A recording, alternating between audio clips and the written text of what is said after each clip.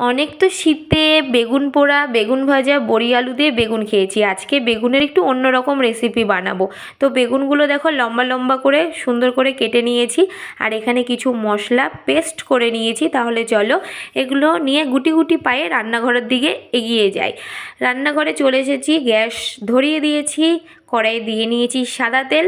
সাদা তেলটা গরম হয়ে গেছে, আর এদিকে যেই বেগুনগুলো লবণ হলুদ মাখিয়ে রেখেছিলাম কেটে ধুয়ে, সেগুলো হালকা হালকা আছে ভেজে নেব। আর বেগুন ভাজতে কিন্তু অনেকটাই তেল লাগে, তাই না? তারপরে দেখো বেগুনগুলো দিয়ে নিয়েছি, আর বেগুনগুলো প্রায় ভাজা কিন্তু হয়ে গেছে কমপ্লিট। এরপরে যে কটা বেগুন আছে সেই বেগুনগুলো দিয়ে নেব। আর তোমাদেরকে বলে রাখি আমি কি রেসিপি বানাচ্ছি, আমি বানাচ্ছি দই বেগুন। তো চলো, কে কে দই বেগুন খেয়েছো বা কে কে দই বেগুন খেতে চাও তারা কিন্তু অবশ্যই এই রেসিপিটা দেখতে পারো।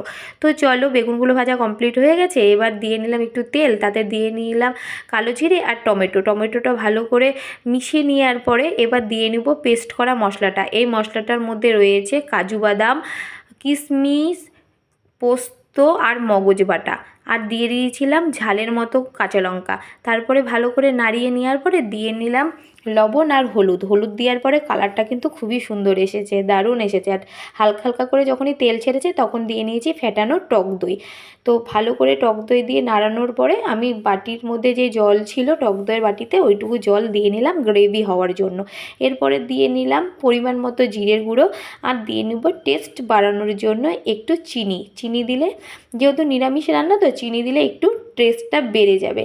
তো এখানে দেখো গ্রেভিটা ফুটে গেছে। তো আরেকটু ফুটার পরে যে আমি ভেজে রেখেছিলাম বেগুনগুলো, সেই বেগুনগুলো দিয়ে নেব। এই রেসিপিটা পরোটার সাথে, রুটির সাথে দারুণ যায়, ভাতের সাথেও খুব সুন্দর যায়। আমরা তো দুপুরের লাঞ্চে ভাত দিয়েই খাবো। দেখো গ্রেভিটা প্রায় শুকিয়ে গেছে।